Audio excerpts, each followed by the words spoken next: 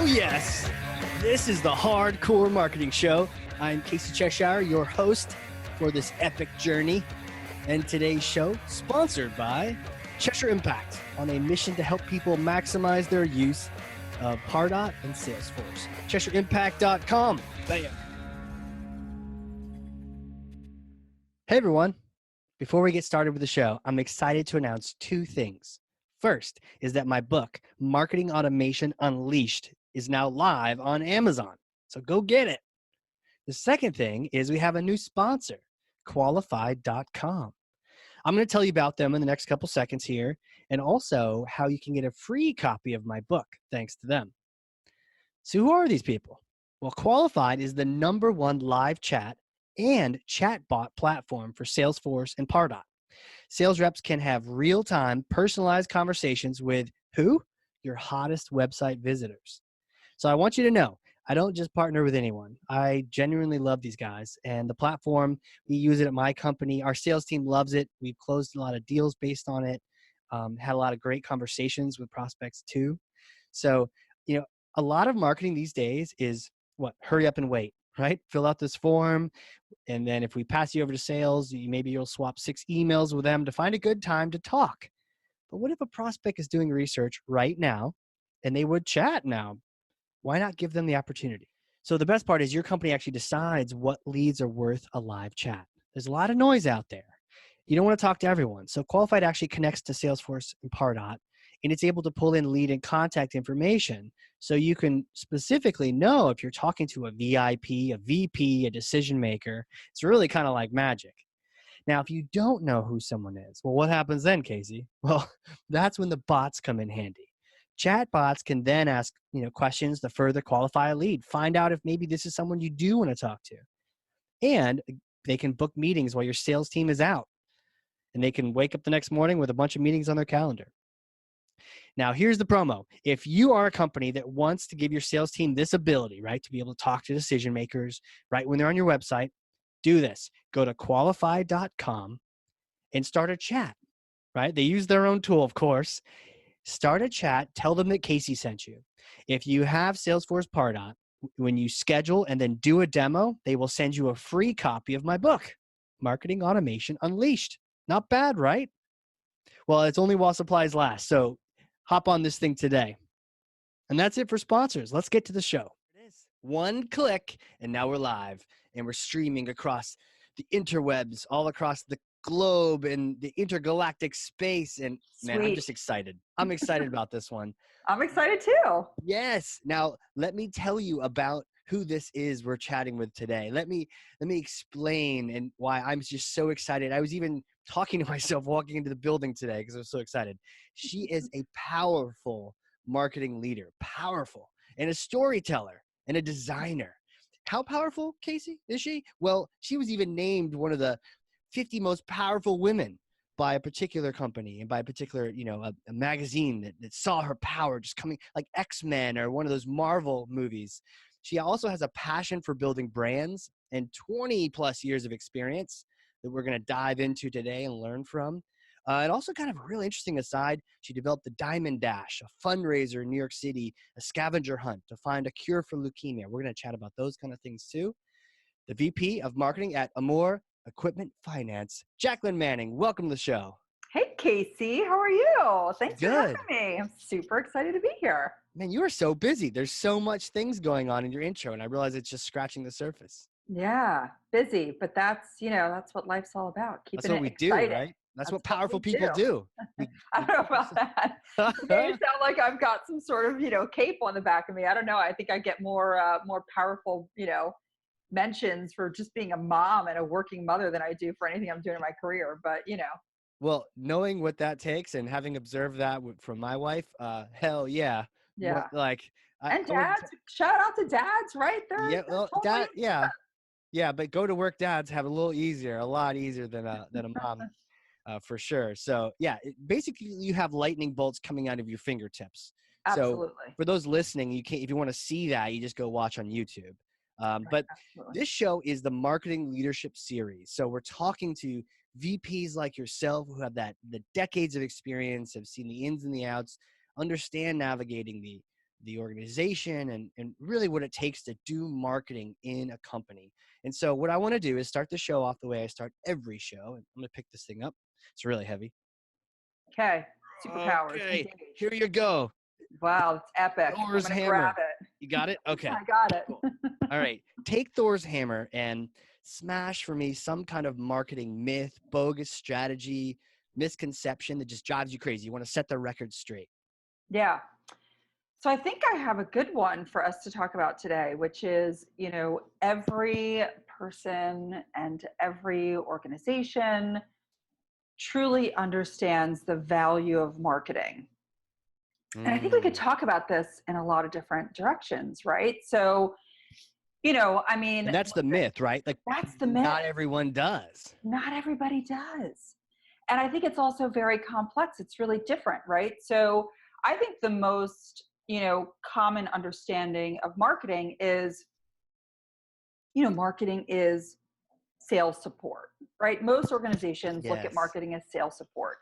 And even that, I'm not really convinced that that's what marketing is, right? Marketing and sales should be fluid and work hand in hand and be a cohesive, division, cohesive being with a cohesive purpose. And then you've got, does everybody really value marketing? Well, what does that really mean? Yeah. Right. So on the sales side, it's, are we here to be your administrative support, right? To generate leads for you, to push content out so that ultimately you can be the hero and close sales and generate revenue for the business. But I think it's bigger than that. Over my career,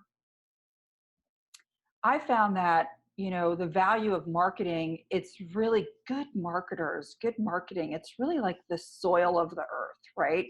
Nice. Yeah. It's really like, good foundational soil to any organization because it's so much broader and so much larger than just working with sales, right? So in my career, it's been, especially now, right, today, it's been really working, side by side with our technical departments, our IT departments, right? Building a lot of that infrastructure and data and how we use the data and, what does big data mean and AI and predictive analytics, right? And all this stuff. And it's all about how we're storing it and how we're using it and how marketing can come in and make it actionable. And so what's the value there, right? Right. And that's not even really about, obviously that's taking it and turning it into sales support, but the value of marketing is really making sure you can mine that data, understand that data, use that data to help grow a business. But beyond that, so those are some of the obvious, right? Yeah. Beyond sort of IT and sales, and about marketing being the soil of a good organization, in my roles, it's been, customer care, right? It's been, HR, building a good culture, right? Marketing is about communication. It's about engagement. It's about captivation. It's about communication, right? And that all starts with your organization, with the people that you work with. It's about building a really great culture. And oftentimes people go, well, what's the value of marketing, right? What's the ROI? What's the ROI? Right. And that's super important. But I don't know that you can just measure marketing on just ROI. In fact, I might debate, I'm not really sure you should measure marketing on ROI, right? Interesting. Or that alone. Marketing is about communication and culture and, the way our customer care departments and team members engage with our customers over their lifetime and their journey. And there can't be a disconnect there, right? Because if on the front end, you're promising some sort of brand value, and then it's not happening all the way through that life cycle, there's a huge disconnect. So there's value in making sure that the messaging is right and all the people are connected. Right. Additionally, it's for my particular case now and in my, probably past decade of work, it's been, our underwriting team, our credit team, making sure that what we're saying out in the market actually is what we're doing on the back end, right? There has to be a huge, connection there. And then legal, right? What's the value Jeez. in marketing Yeah. from a legal perspective? I mean, everything that we do, the way that we're collecting data, right? How we're storing it. Right. We want to make sure that, we're not doing anything irresponsible, right? We want to protect the company. We want to protect our brand. We want to protect our reputation. Yep. So to me, when I have these conversations about, well, what's the value you bring to the table, right? I think that that's a really interesting conversation to have because most people look very singularly at what Yep. is marketing value. Yep. It's just, we want leads, we want conversions, we want engagement, we want revenue, Yeah. which that's a large portion of what marketing is. But when you really look at what marketing should be to your organization, I think it should be much bigger than that. Right. you know Right. um and to me, and I'm not trying to sound egotistical, because some people might be listening going like, wow, she really thinks a lot of herself, right? She really thinks a lot of marketing, Well, you right? are one of the 50 most powerful women on the planet. So Right, totally. I love how it's going from just my industry to the planet. Let's make yeah, it hey, bigger, right? that's marketing for you, Let's go right? there. Yeah. So I think that that's what's really interesting to me. And then when I think about how do people really value marketing, it really starts internally, right? About like Mm, building a good culture. And I've, throughout my career, it's really trying to understand the role marketing plays within an organization. And I think internal communication is where you really build amazing brands. You have to mm. start internally. Well, And let me as let me long as, let me take you a yes, step back because there's a lot here, and it's a lot. I want to get to internal communication, but I want to go right back to that myth that you smashed, and you had said, that not everyone understands what marketing is or the value it provides, and I think that's brilliant because you're not. It's two parts, right? First of all, what do you do, and then you shared so many different things that you're doing, and you're right, it touches all these different departments. And then it's like secondarily then people understanding the value. So it's like there's all this activity, there's all this work, there's all this effort that we're doing, and it, unlike other departments, I feel like it touches it's like it's much more global, organizational than every other department, which is so siloed.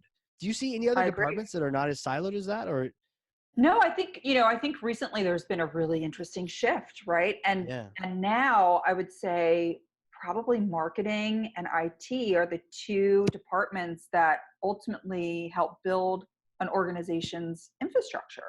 Yeah, IT, you're right. That does kind of cross into all the different, hey, what kind of tech do you want across everything? Yeah. Right. And now marketing and IT, it used to be like marketing and communications and PR got a little blurry, right? Now sort of Yeah. PR is under this marketing umbrella, and it's part of a tactic and channel that marketers do. Hmm.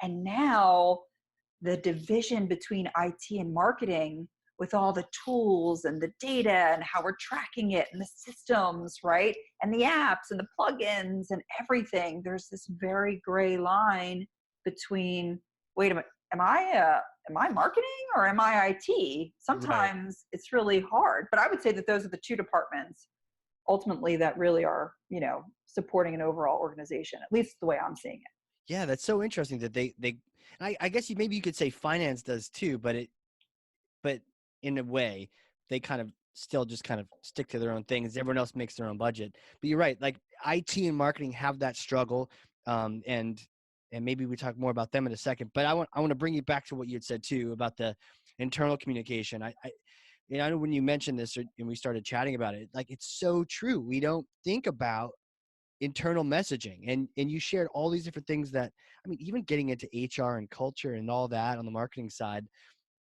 people don't understand what we do, so how could they Right. possibly understand the value of what we provide Right. without some kind of internal messaging? So what's your take on that? How do you approach that?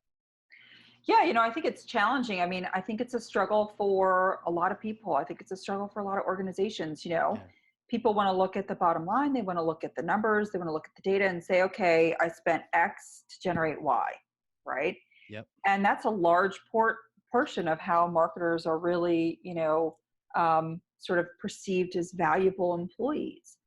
But when I look at what I do in a day and what I've done throughout my career, the value that I'm bringing is so much more than just the bottom line and, Yeah. generating leads. I mean, those are tactics that I'm very proud of. And I think those are things that are expected from every really good marketer. But in my opinion, when you talk about adding value, I mean, for me, I want to know that I'm making a difference, Yeah. right? That's why I get up and I go to work every day, 100%. Yep. right? And what does that mean? What does making a difference mean, right? I want to add value, right? I want to have anyone look at me and go like, wow, Jacklynn really helped us get to this destination. And we feel that she's going to help us get to the next 5 years, the next 10 years, right? And businesses evolve, times change, right? Tools change, technology, Yeah. consumers, the way that they're consuming information, it changes all the time.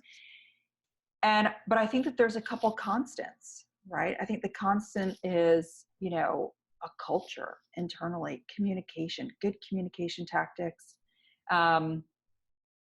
really believing in your vision and your mission and your core values and your brand promise, and making sure that marketing has a play in establishing those, right? So that these are all things that, it's not just about going out to market to find customers. It's about going out to market to say, hey, we're an awesome company. We want to attract amazing talent. And to do that, marketing has to work with HR and say, here's why we rock, right? This is why you want to work with us. And I think if marketing is not involved in that conversation, you can't present yourself, you can't position yourself as an amazing place to work. So for me, there's a lot of blurry lines around how you define value. And you mentioned, and I know you're a brand builder. When I think of the word brand, I really feel it's transformed when I'm talking to you, because this is getting into the brand side of marketing, where brand is everything, right? It's everything. In your recruiting. It is in your internal communications, how you hire, every sort of public. You even mentioned the underwriting team. Like, are the messages we're sending out in the ops team, does that line up and jive with who we've been presenting that we are? Right. And no one else is thinking about that. Someone has to, and there's value to that. And maybe you can't calculate that because you can't put a tracking code on every single email like that, or every piece of paper you have. Right. Well, and I think, when it comes to like building brands, because that is what I'm passionate about. And, there's marketing can go in so many different silos, right? True. It's amazing. Yeah. But for me, it's about building a really good brand, because at the end of the day, that's where I think, marketing leaders need to start, right? Start from the bottom up or the top down. Because if you build a really strong brand, you can bring in all the different silos, and you can do all the tactics you need to do. But if you don't have a really strong brand, for me, it just sort of falls apart, right? Yeah. And then all your different activities would look like separate, disparate activities, because it's not tied together. So, the inevitable question now is, how do you build a great brand? Yeah. So for me, I think, and I've been lucky in my career that, I like challenges, right? I like to get my hands dirty. I like to get into really, challenging situations. And that's, ultimately in my career, that's what I've been hired for, right? I've been hired, come in, we sort of need help. We want to rebrand ourselves or reposition ourselves, or, we want to become X, and we need help from a marketing perspective to get to that destination. Yeah. And I love that. That's really exciting. And so for me, when you start anywhere and you're talking about building a brand, it's really, it's this discovery phase in the beginning, right? You have to do a deep dive into, who are we? Right. What do we do? What's our product? What's our value proposition? How are we better than the competitors? What do the competitors look like? What do they have? What's their value proposition? How much of the pie are they eating? Can we take some of their pie? How much pie is open for us, right? And you have to really sort of do this market analysis and take a look at the overall landscape. And you do this discovery phase, right? And then you collect as much data as you possibly can. I think that that's external, right? I think it's internal, right? You sort of do both of those. And then you go, okay, so either we're completely aligned with everything you want to do, and we don't really have to tweak much. We just have to sort of create a bit of a framework and start building to achieve these things. Or you go, yeah, well, you're telling me that you want to be when you grow up, or what you think you are today isn't what people perceive of you in the market, Sure. right? And I'm sure that so happens all the time. Yeah. all the time. So you have to change their perception, right? And that requires strategy, tactics, framework, buy-in from everyone within the organization, buy-in from some of your loyal customers, your loyal partners, right? These people that have been with you who, they believe in you and they want to see you grow, right? Yes. And that's where I think it all starts. And, a lot of that comes down to messaging, right? It goes back to communication. I think at the core of every good brand, every good marketer is communication. I mean, that's what we do. It all comes back to communication. I think so. Let me linger on this with the branding, and then I want to talk more internal communication. So when it comes to, you mentioned repositioning, Yeah.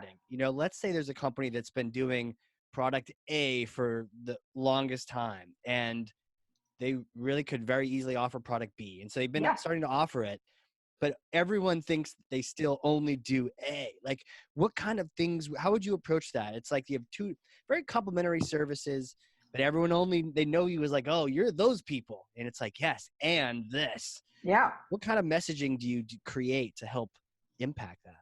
Yeah. So I've been there, right? Cool. So I worked at a luxury retailer, and they were third generation family owned business in Manhattan on Fifth Avenue, right? Known as a bridal destination, bridal registry place. Okay. And that's what they'd been for generations.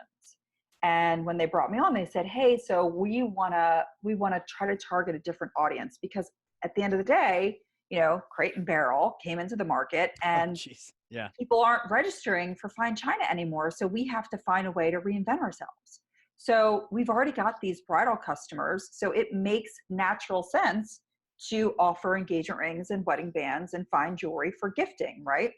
Right. Because you're still celebrating weddings and so forth and so on. So they brought me in and they said, well, we don't want to lose the market that we have, but we want to reposition ourselves to capture more of a different market, right? Right. And I mean, that was, I had a love affair with my job at that time, because, the product was amazing. The destination was amazing. You had amazing brands. You had everything there. You're talking about just introducing a new product. Right. And for that, again, it's really understanding who your customer base is. And if you're going to add an additional product, what is going to offer that existing customer base value to shop at your destination versus a different destination? And then how can you create a whole new consumer base, right, that isn't currently shopping, that you can maybe upsell to your traditional product that you've had for generations? And so that was really fun. And, I was very successful there. I loved it there. But it was a challenge. We did all kinds of things, and we had events all the time where we would do, bridal events. So we would try to push the newer products of engagement rings and wedding bands, and we'd create, bridal wish lists. And then we'd reach out to the, the boyfriends and the husbands and the spouses and say, guess what? So-and-so came in for an event. They have a wish list. Come in, we'll pop some champagne, and we'll make it easy for you. You don't have to worry about what you're going to get them for X, Y, and Z holiday or gifting occasion. Right. And then once you get them for the engagement ring, right, you get them for the wedding bands, then you get them for the bridal registry. And so you're expanding, the consumer life cycle by offering additional products. So I've had that. And I think the repositioning, it's challenging. It's really challenging. And, this is what's interesting, right? We talk about, I'm going to take it back to valuing marketing, right? So I work in this industry, right? Bridal registry, fine china, right? Cater to the top 0.5% of the world. My clients were the Bushes, the Clintons, Trumps, Saudi princes, royalty, famous people, you name it. And then everyday brides and grooms. And it was amazing. And I remember, fine china was just, registries were falling off bit by bit. You could see you were sort of losing market share there to the Crate and Barrel, so forth and so on of the world, but you were gaining market share on engagement rings and wedding bands. So the business sort of went like this, right? We wanted to see them both rise. Yeah. And so the the registry industry, the fine china industry, they held a meeting. So they had all these manufacturers like Lennox and, Yeah. Wedgwood and all these manufacturers, and they had all the luxury retailers, and they called this meeting of the minds, right? Mm-hmm. And I showed up, and they were all the manufacturers, basically like Lord Wedgwood was there. He was there, right? Wow. And he's like, Did he have robes on and trumpets played? he should have, right? Yeah, He should right? have. He And he should have. got up and he was like, we were coming together. We're like, how can we reinvent this industry, right? We Yeah. can't do it as a retailer in Manhattan, Right. but we can maybe do it. Like, we can have a revolution, right? Yeah. And all these manufacturers stood up and they were like, we've made our millions. The ship has sailed. We're good. And they left. Wow. And then you're left as retailers of these luxury brands going, if the manufacturers don't want to try to fix the problem, right, then you just can't solve the problem. You got to move on to a different product.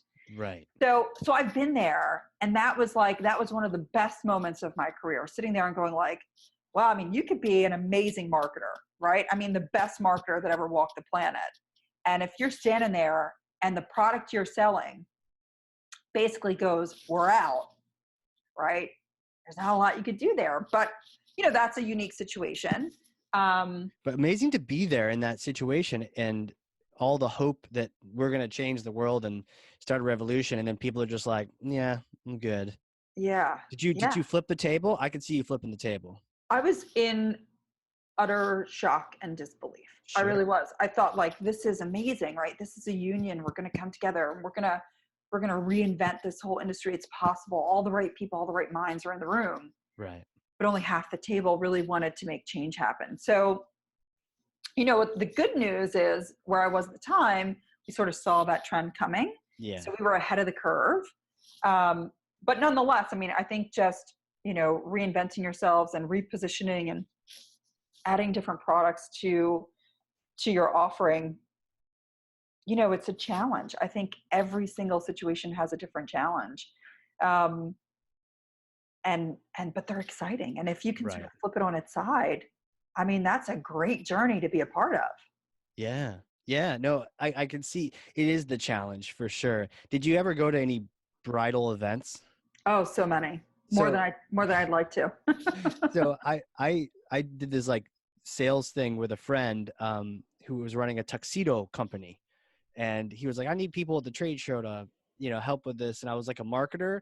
I was like, sure, I'll take this thing on. And it was kind of like a sales gig to get people to sign up to come try on tuxedos in your stores. And you get them to sign up there. So I've been to like a lot of bridal shows. Wow. And so when you mentioned sort of that industry, I was like, wow, that's interesting.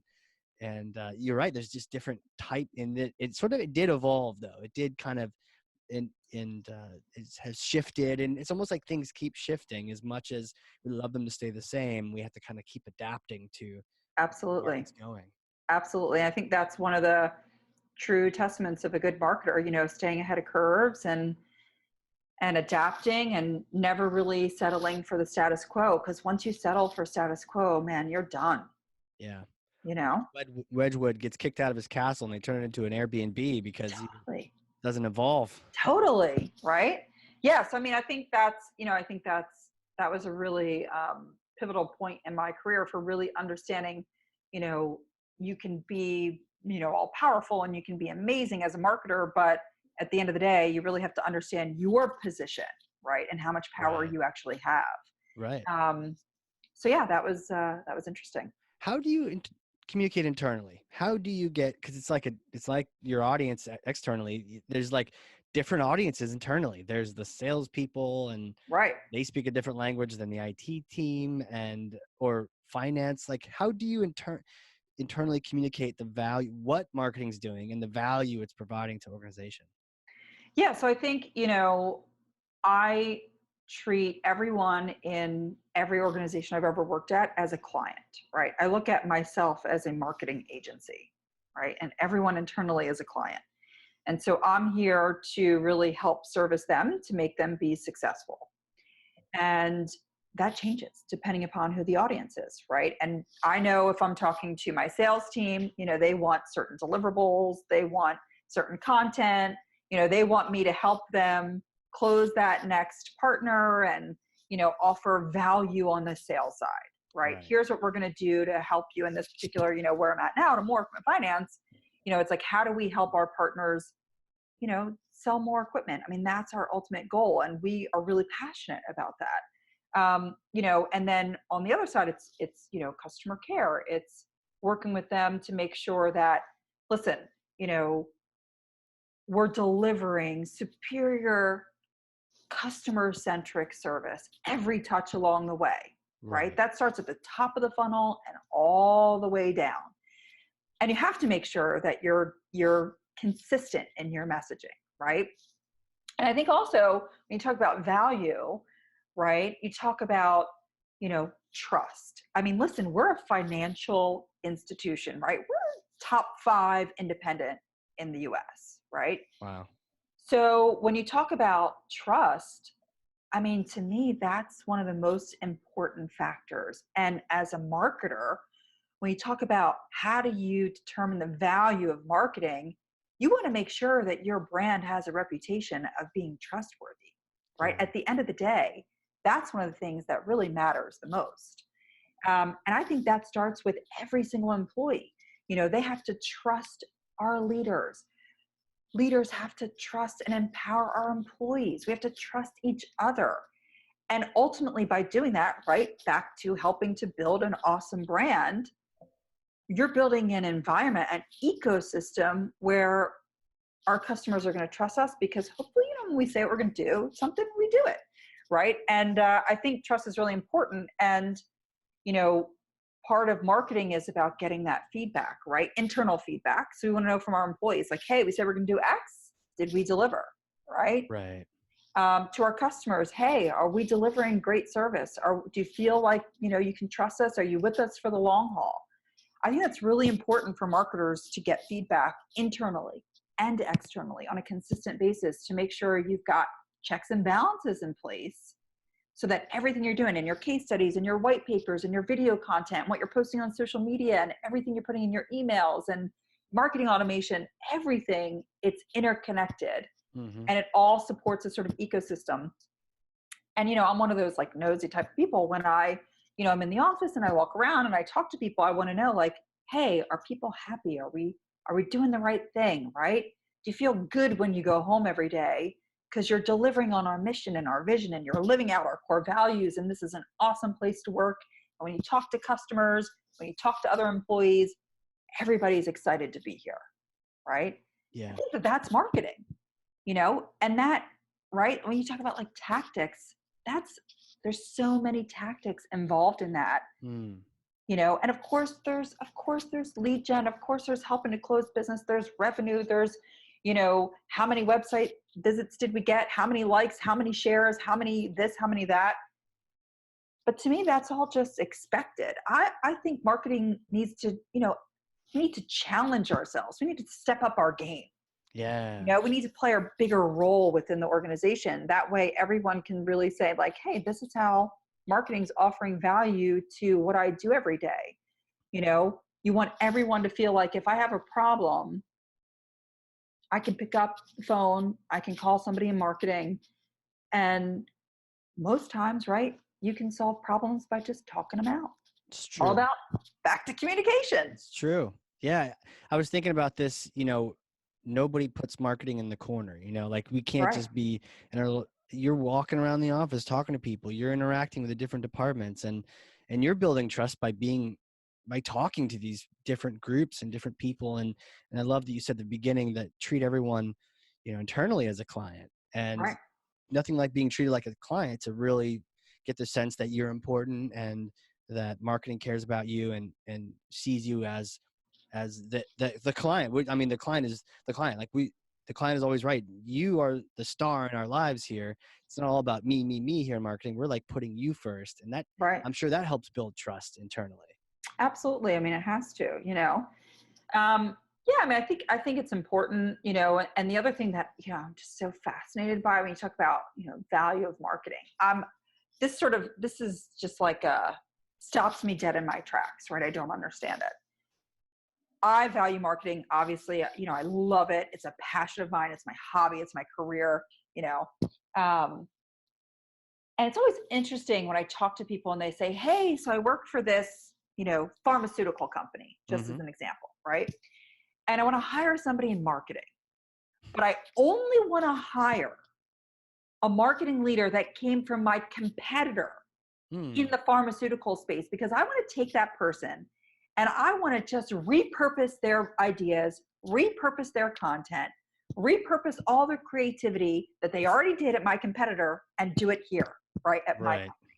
Like, I don't understand. Then to me, I go, I don't really think you value marketing, right? Because all you're doing is you're creating a sea of sameness. But let me tell you, there are industries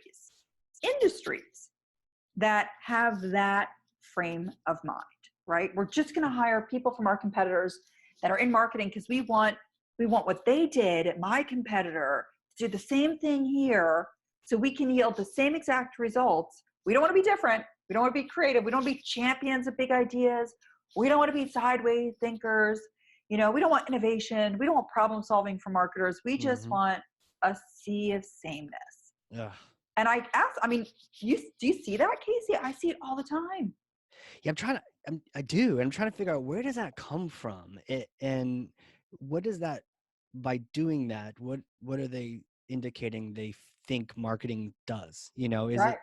It's like, well, that person was brilliant and they're one step ahead of us, so we'll bring that person over here. And to your point, the sameness. And you know what, in my experience, pulling someone from another company, sometimes people have come from other companies and you're like, yes, come. I'm sure you hate the culture of your other company. Come join this one. We have a different mission and values and culture. But when you take people, it's not normally a good thing, because there is a different language. Usually they're speaking. I mean, they're your competitor. They're not necessarily going to plug and play into, but what is that mindset that people have if they think that you just need to grab someone that already knows the industry over there and pull and push them in here?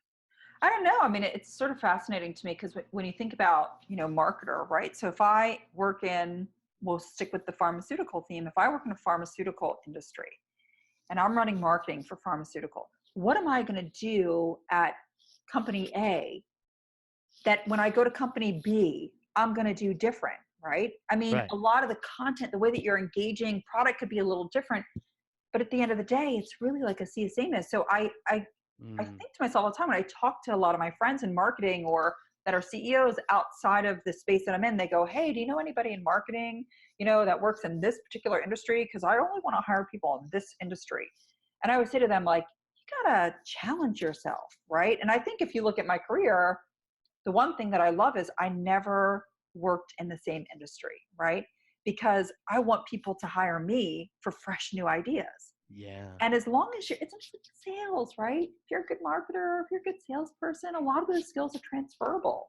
And that's what excites me. Yeah. No, some of the best ideas come from a person who doesn't even know what the heck you're talking about. And it's their first couple months in the company. And they're like, but why do we do this? And you're like, right.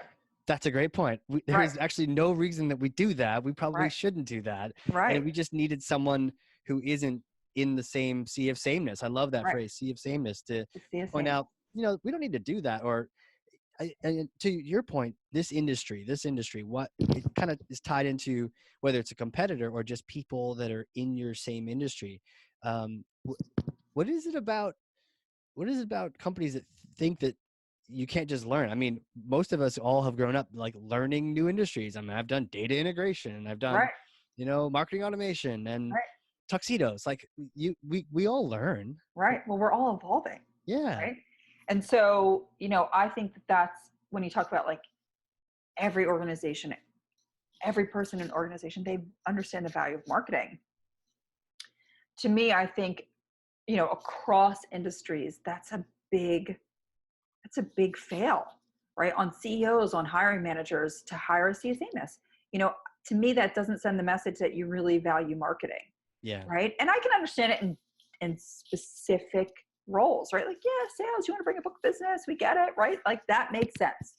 But marketers are supposed to be like innovators, right? And I don't understand it. So that to me is like, I just don't see that we as a nation, as a world, on the global scale, if we're doing this, that we really value marketing.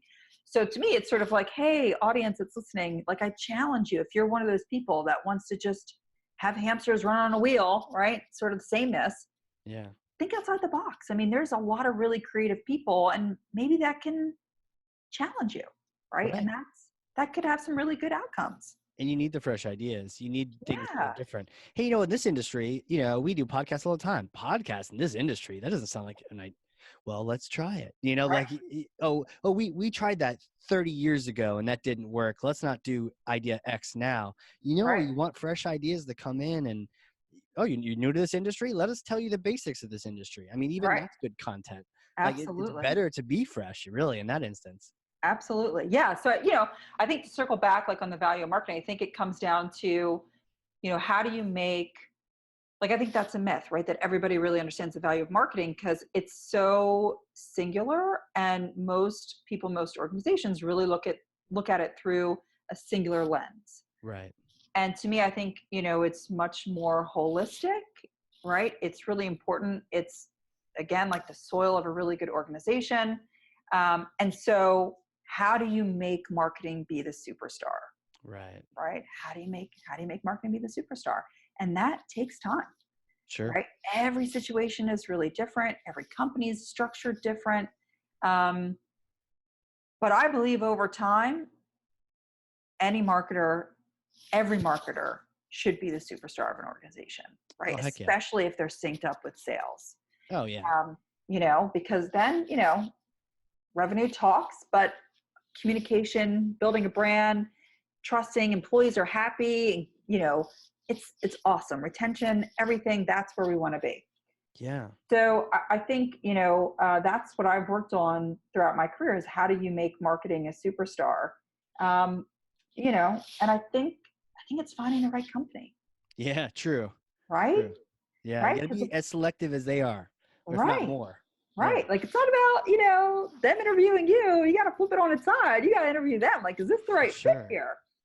You know, um, and I think it's, aligning yourself with like-minded people, right? Leaders who aren't happy with the status quo Right. and they want to shake things up, Right. To your you point, know? that culture is so much more important than the industry experience or experience at a competitor.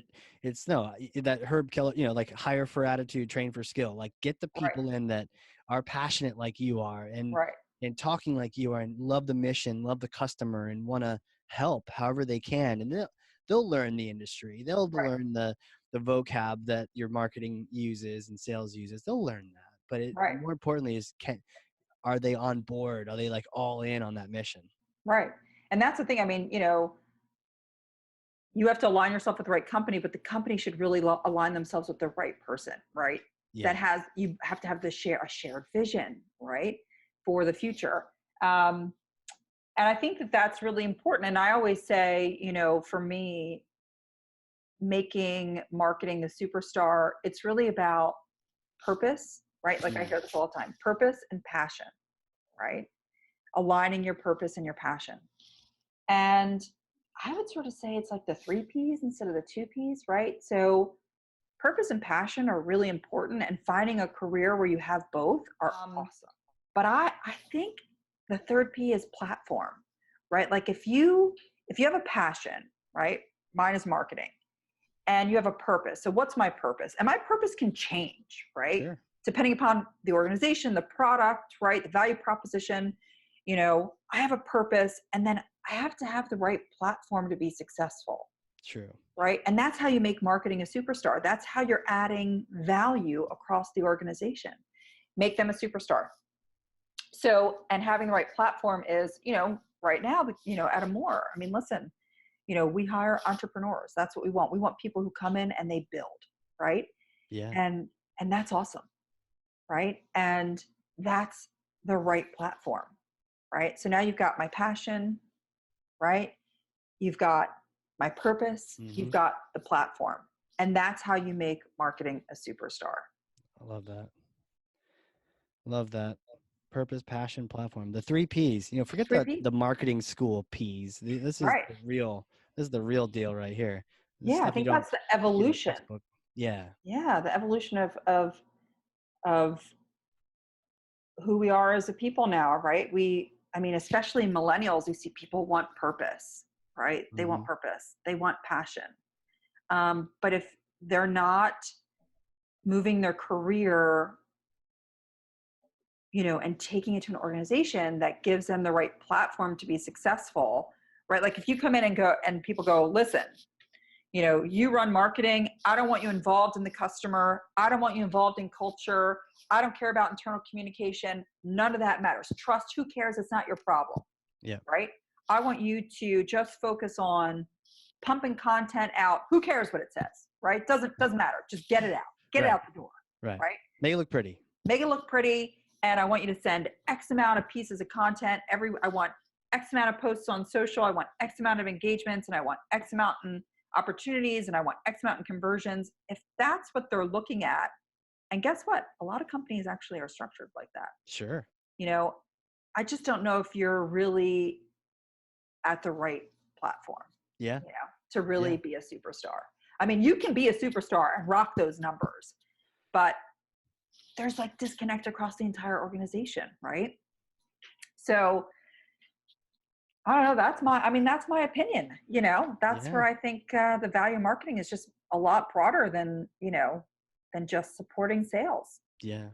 You know, I love what you're talking about with that. And I've encountered that. And I think a lot of the sort of, you mentioned hiring entrepreneurs can be scary because, herding cats and creative ideas, you have to be able to focus and actually execute on a couple ideas too, not just come Right. up with them. But you need that freedom. And I always found that when I would join a company that maybe I wasn't so good at finding the right platform. And so I would join some companies that probably weren't the right platform, but they didn't know it. And I didn't know it until maybe a year in where all that sort of leeway goes away. And I'm like, yeah, let's break this and let's fix this. And here's a funnel and here's a this. And after about a year, they're like, okay, we actually just want you to, be formulaic. And it's like, Right. okay, I'll get my resume ready. You Right. know? Right. Right. I mean, it's to your point, like you can't really put marketing in a corner, Yeah, because I don't know that that's really, valuing what we can bring to the table. right. Um, and that's unfortunate, you I think know? we put ourselves in the corner too. Like I Oh, once for talked to a sure. group that said, we're kind of like, and I use this term, the print shop for sales. Oh, you need another, book printed? Great, let me get that for you. And it's like, have you tried getting out of this box and out of this corner? Right. Or you just sort of, I mean, it's comfortable because one of the things is if you're just a print shop, I mean, if you spit that content out, well, you're not really being held accountable because you spit the content out. You may be Right. the first to go, but like, it's stepping up and being a part of the bigger conversation can be a little scary, but it also makes you that much more important and more of a hero, an actual hero to the whole company. Right.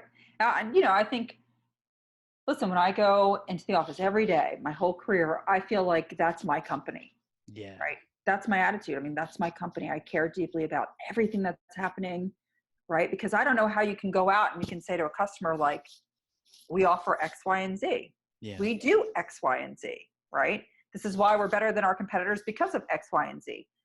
I don't know how you can actually have those conversations as a marketer if you're not deeply connected to every facet of the organization, Right. right? And to me, that's success, right? Hmm. Um, and maybe some organizations are different where you can actually silo marketing and you can put marketing in a corner, right? I haven't experienced that in my career, and I've worked across lots of different industries. Um, and so, I think it's a really interesting myth, right? Like, Yeah.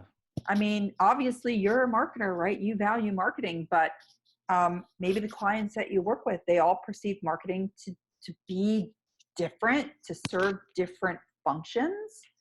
But do they really value marketing in their overall organization the way that they should? I don't Yeah. know. Yeah. I think tying some of the things you've said together here, um, making everyone internally like a client, when clients don't understand what you do, and they don't understand the value of your company, it's on you to help them understand that. That's our job. Right. We But by educate. right, to educate. And so Yeah. by the same token, internally, if sales doesn't understand what you do, or the COO or whoever doesn't understand what you do, it's on us to communicate to them and have those conversations so that they understand what we do and they understand the real value. Right. Right. Absolutely. Yeah. And I think the other important thing about, making marketing a superstar is talent. I mean, I have to Yeah. say, like, one of the most rewarding aspects of my career is being able to hire talent, surround myself with talent, mentor talent, be mentored by amazing talent. Mm. And that is like, that's critical. Yeah. That's Yeah. critical. There's something magical about surrounding yourself with people smarter than you. And it's a little scary, but at the same It's time, it's totally scary at first, amazing, right? Yeah. right? You're 'Cause you're like, like, do I sound you're like, like, should I even be here? You're like, yeah, yeah, no, that's good. And then I've grown to find that if I am in a room where I feel like maybe I'm the smartest person, like first I have to ask, okay, what can I learn from everyone? But then two, maybe I need to challenge myself. Like maybe I need right, to get in a different room and right, whatever it may be. So yeah, right. tell me more about the talent. How you find? By the way, are you hiring? Are the people listening? I feel like we're always hiring, Are right? We're you? always looking for, entrepreneurs and, hard workers and out of the box thinkers. And, we're always looking for that type of talent. Okay. Um, yeah. So, In I think, Boston or in anywhere, yeah, so we have right? offices, all throughout the US. We're actually a Nebraskan grown company. I Wow. know you don't hear that often on this Like show. corn. Yeah, like corn, the Huskers, you know it. So we started in Nebraska. We have offices, sales offices all over. We've got, New York and California and Boston, so forth, so on, Dallas. That's great. Um, but yeah, I mean, we're definitely, up and coming and rising and growing and expanding, and we're always looking for awesome people. But throughout my career, I think I've always taken risks on Yeah. people, always. And you know what? It's always paid off big time. Wow. I've had people who have, come in and interviewed, and their resume doesn't have what I'm looking for in the job description, but there's something in them, right? There's a spark. There's something where we connect and I go, I can go to battle with this person, right? Yeah. Like, and I'll have their back, they'll have my back, and like, we can be in it, right? Um, and taking a risk on people who, you know, don't fit in the square box, right? Yeah. I love that. I love that. I try to live by that. And I've never once been disappointed when I've done that. And that's really about, retaining and hiring new talent. I really like internship programs. I think being able to mentor a lot of people, I've had the privilege of mentoring a lot of awesome up and coming marketers. And I talk to every single one of them still to this day. They've gone in a million different directions. And I was fortunate in that regard because my brother's actually, has his doctorate. He's a communications professor.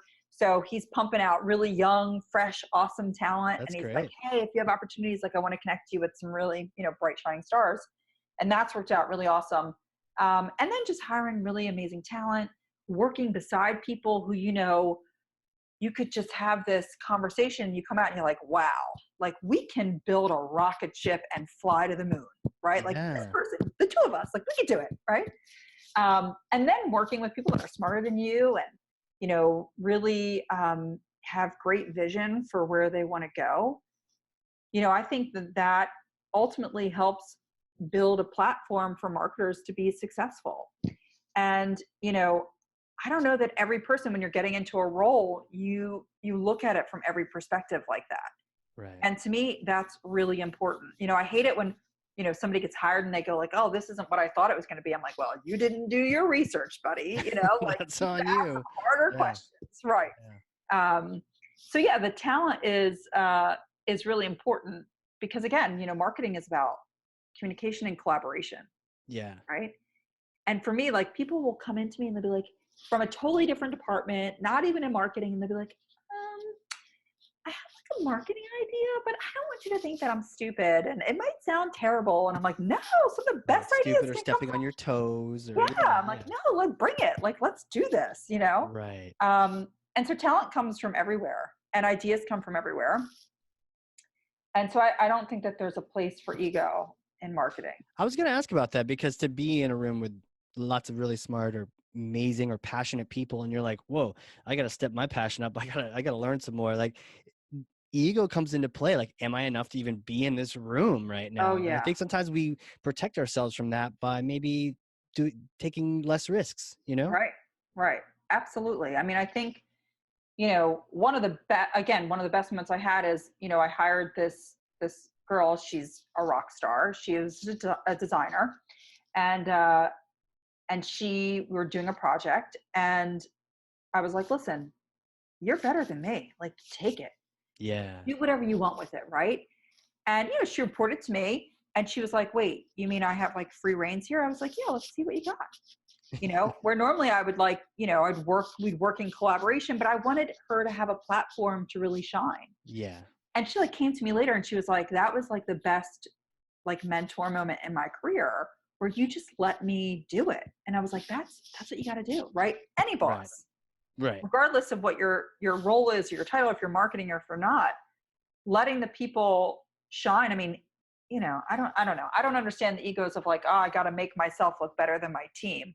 No way. I'm always like, my team needs to look better than me. Yeah. You know? Because that makes me look good. Right. True.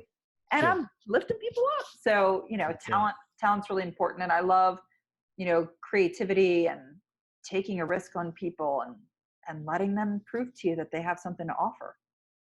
It's amazing. You know, who are you is my question. Who am Really. I? Like you can tell you're an amazing leader, like a fantastic manager, a mentor. You're in it for the whole organization. You've said passion like 300 times. You're passionate. Like take us back to like little Jacklynn days. Did you always know you're going to go this path or who are you really? Yeah. So who am I? So, you know, it's interesting, right? So my dad I was a daddy's girl, right? Um, Loved my dad, worshiped the ground he walked on, thought he was like everything, right? And so my dad went to art school, lived in Chicago, went to art school, then was like, I can't make a career in art, went back, got a degree in marketing. So his whole career was built in radio. So we moved, I don't know, I've moved like 30 times in my life. Really? Yeah. Oh, yeah. As a child, like As a child. wow. Don't even know like the order and where I lived places, the chronological order of my childhood, all messed up. Right. Moved around a lot because my dad was in radio. And so he was in marketing and sales, right? So again, he did the sales thing, he did the marketing thing, he did both. And so we went wherever the market opportunities were. So there were a couple things from my childhood that, you know, really stand out that I think got me to where I am today. So one was, you know, my youngest memory probably, right, for a lot of us as kids was going to the grocery store with your mom or your dad and seeing these cereal boxes. And you would see commercials on TV, right? Cereal commercials. And then you would go to the store and you would make this crazy connection. And it was an emotional connection to a cover of a cereal box. And you felt so deeply connected to it and you ate it and it probably didn't taste very good. I mean, as a kid, I'm sure, you know, they did. But I remember then being like, when I grow up, I want to design the cover of cereal boxes because the power it has over consumers. I was amazed by that. Wow. Now, fast forward to present One day. second. If you think about cereal box right now, which one comes to mind? Lucky Charms. Me too. I was thinking Really? that the whole time you're describing. And then when you mentioned eating it, I was like, yeah, it doesn't exactly taste like a rainbow, but let me find the marshmallows. Right. Exactly. And they did that, right? They did like marshmallow only for a little while. But now fast forward to current day and I'm listening to all these like, medical and healthcare podcasts and things like that. And they talk about, the United States is the only country besides Syria that doesn't regulate how we market to children. Think about that.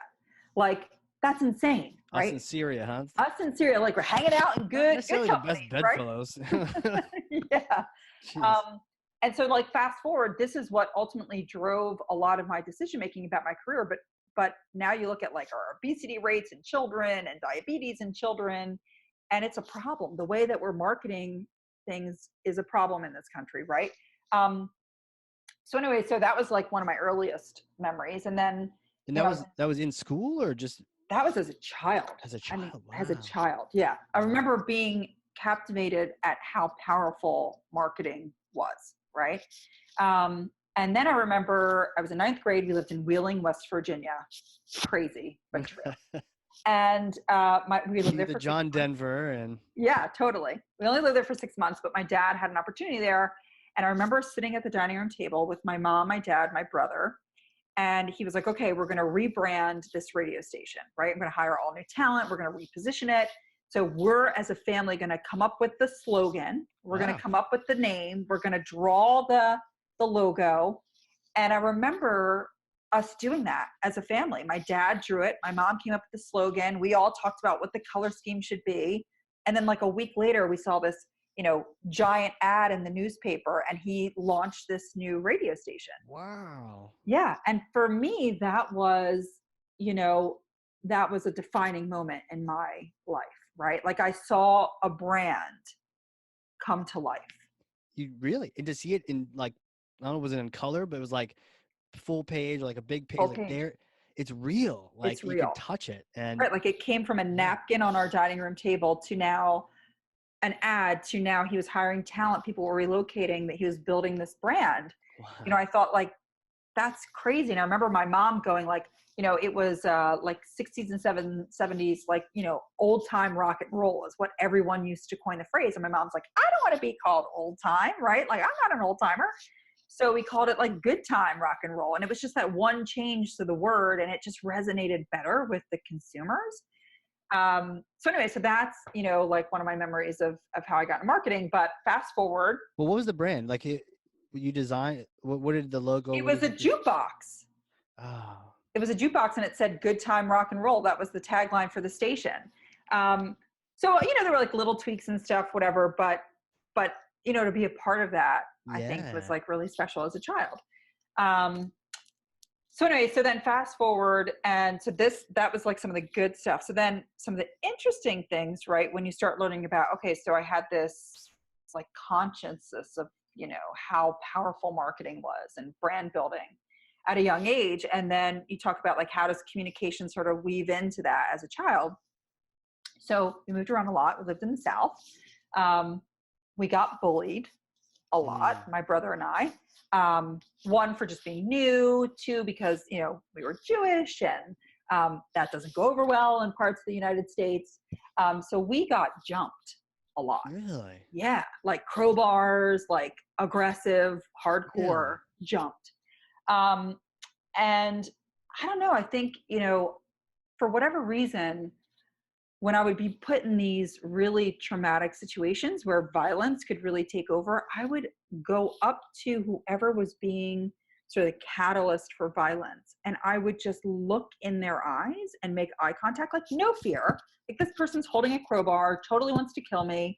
And I would just like walk up to them, and I would be like, look at me, like let's make eye contact. And I would try to talk them down, like as a child, right? Wow. As a child. How old?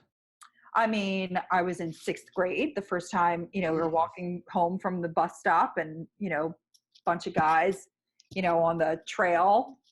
Like adults or like other kids? No, kids. Oh, yeah. Yeah.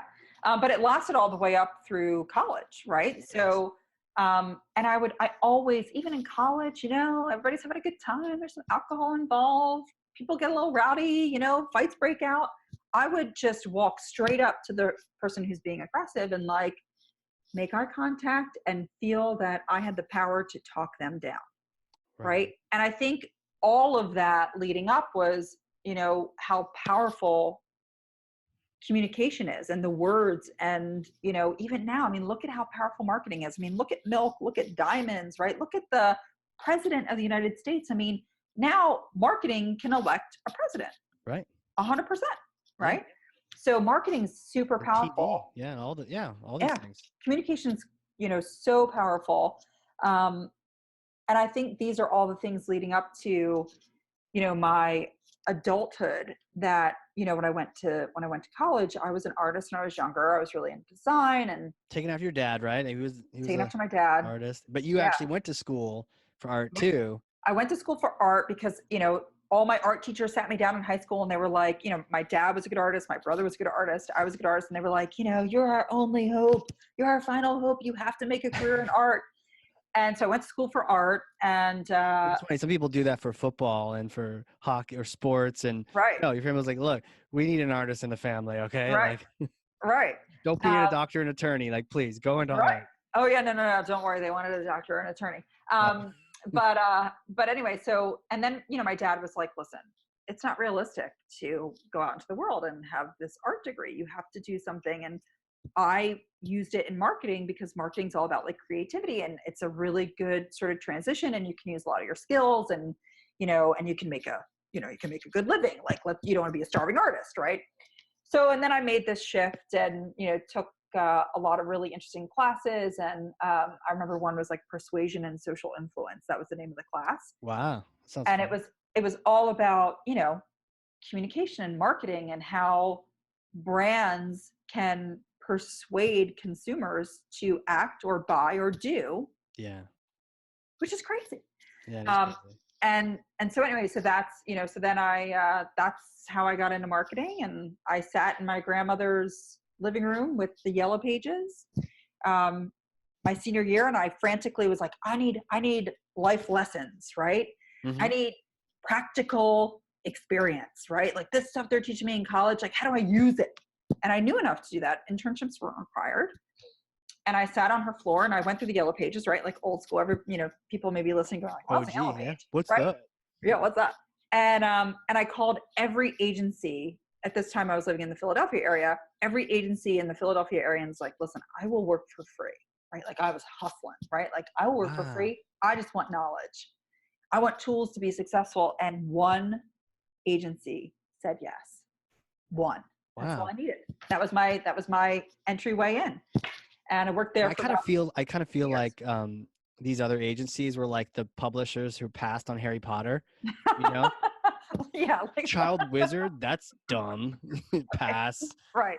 Or like, you want to start a company called Amazon? I'm not really sure I see your vision on that. Yeah. Yeah. A bookstore online. That's stupid. Yeah, totally. Right. Yeah. The passion to do that and that's not the path that everyone like to go out there and hustle and grind it out and say, look, I want to work for free. I'm surprised, knowing what I know now that more people weren't like, don't know who you are, but that's pretty amazing that you're offering that. Like, get over here. But I'm glad one did. Right. I mean, who does that, right? Like, right. I thought it was a radical thought, but I was so desperate for real experience. And so, yeah, I worked at this agency and, taught me a lot of the foundational components of what you need to know about marketing and advertising and PR and branding and clients, relations and all of that. And it was awesome. Yeah. And then, worked in B to B to B to C. There's a lot of B's and C's in that. Yeah. And then B2C, e-commerce, B2B. But, I think at this point, the marketing landscape's totally shifted and it's now about, listen, it's H to H. I don't know. I don't believe in the B2B to B2C to B to whatever stuff anymore. Everybody wants to just be talked to, right? It comes down to like personalization and I want people to talk to me, right? Right. I don't want to be talked to like, some just number. And that's some of the fun stuff that you get to do. But yeah, so that's, and now I'm here, at Encompasses Finance and, talk about opportunity. I mean, I was at an industry event on a dance floor at Johnny's Hideaway in Atlanta, Georgia. Johnny's Hideaway. Have you? I've closed it down before. I've danced the night away there before. Totally. Yeah. So I was at Johnny's Hideaway in Atlanta, right? Georgia. Huh? Yeah. I was there and I was dancing the night away. And a friend of mine, this guy, Mike, came up to me on the dance floor and he said, hey, I'm working with this company. We're doing some awesome things. We need a head of marketing. And here I am. Wow. Yeah. That was Oh, my gateway to more equipment finance. Yeah. not only can you get some good Johnny's dancing, Hideaway. but now you can get hired there too. That's Right. fantastic. Right. I mean, that doesn't happen often, but you never know. There's always opportunities around the corner. You just have to be open to them. And that's cool. And really, your network and the people that you're working with, obviously, they know you care. They know who you are. And you have the opposite of, instead of people chasing you, people are chasing you in a good way. They're saying, "Oh yeah, this person is a rock star. She's a leader and powerful. So let's get her on the team." Yeah, I mean, I don't know about that, but I think it's about just building your personal brand, That's right? true. As marketers, you have to True. really build a good brand, and you have to, you have to be there. You have to give your time, right? I think giving time is everything. Yeah. You have to listen, right? Being a good marketer is about listening and listening to your employees, to your peers, to your customers, taking the information and trying to make it actionable. Right. And I think, just being my best personal self, when I say I'm going to do something, I try to do it.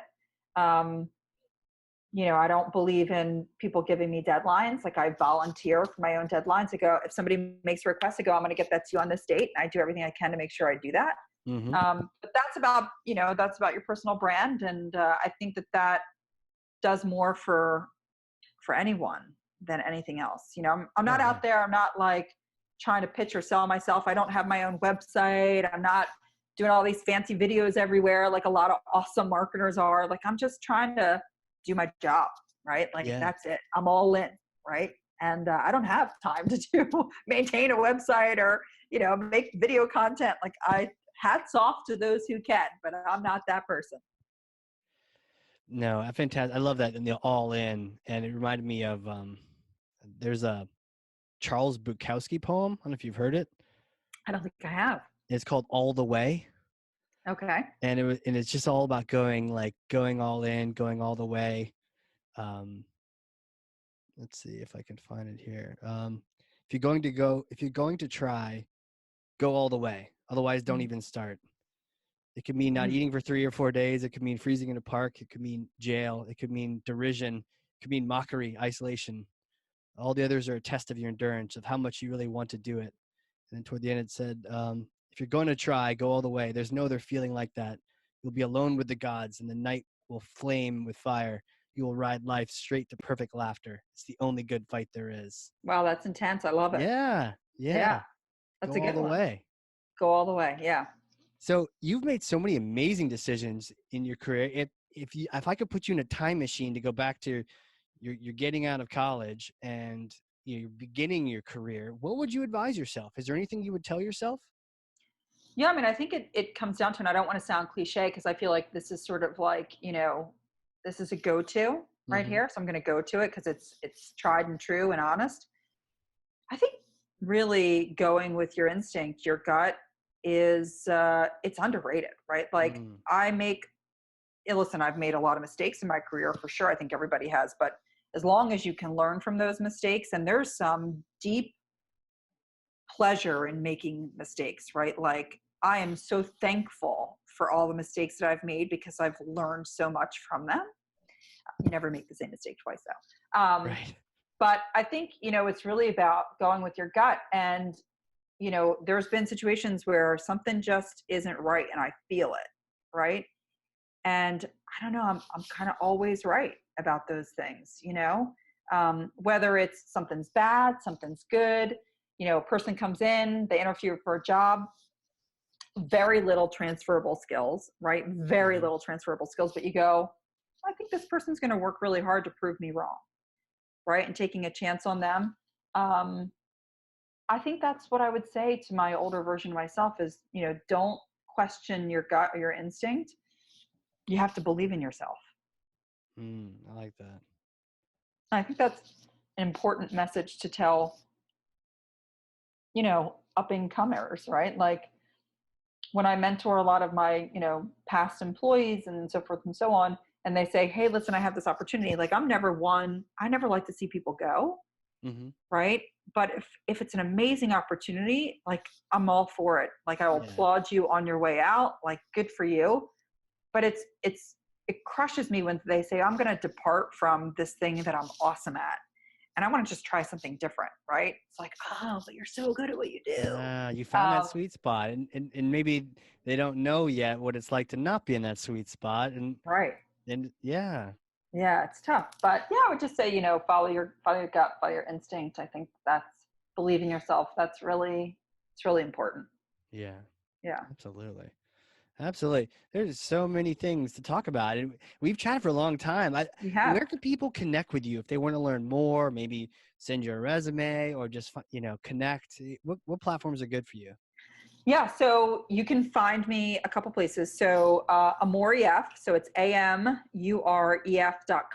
On our company website, you can send me an email through that. That's a really good place to connect. You can find me on LinkedIn. You can find me on Twitter. The usual. Like I said, I don't have a fancy website. I don't have time for that.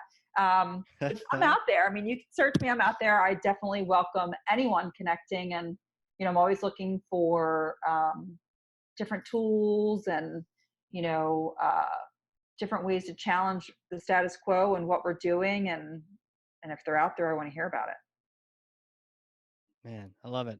I love it. I found you on Twitter. We're going to put all these links in the show notes so people can click right through and get to you. Thank you so much for coming on here. I've Thanks, Casey. enjoyed this. We've just chatted and talked marketing and the purpose and the passion and the platform, the P's and all And these things, value. and value, Yeah. marketing's actions and their value to the organization. It's been Yeah. amazing. Yeah, it's been good. Hopefully, people will think a little differently after they listen to this. I'm sure they will. And for those listening now, if you did learn something, and I know you did because I literally have 2 pages of notes over here, then share this with someone else. Be a thought leader to one person. That makes you a thought leader. Share this episode to a fellow marketer, 10 fellow marketers, your team, your company, whatever is the right fit. Like, get this information in other people's hands so that they can take advantage of this, and then really think about those 3 P's and how they align to your career. Like, are you in the right place? Do you have that platform? And are you on a mission? Is your company that you're working at now, do you like their mission? Do you like your customers? Do you feel like driven? If so, Right. great. If not, be looking and challenging yourself and going from there. And again, thank you so much, Jacklynn. This has been fantastic. Thank you. I really had fun. I appreciate it. Absolutely. And for everyone out there listening, this has been the Hardcore Marketing Show. We will catch you all next time. All right. A big thank you to today's sponsors: Cheshire Impact, helping marketers and sales win, maximizing the use of Pardot and Salesforce. And a big thank you to Qualified.com, the #1 live chat and chatbot platform for Salesforce and Pardot. Remember the giveaway. If you have Salesforce Pardot and you want a free copy of my book, Marketing Automation Unleashed, then you go over to Qualified.com, engage in a chat, do a demo, and tell them that Casey sent you, and that book will be on its way to your door. All right. We'll see you all in the next one.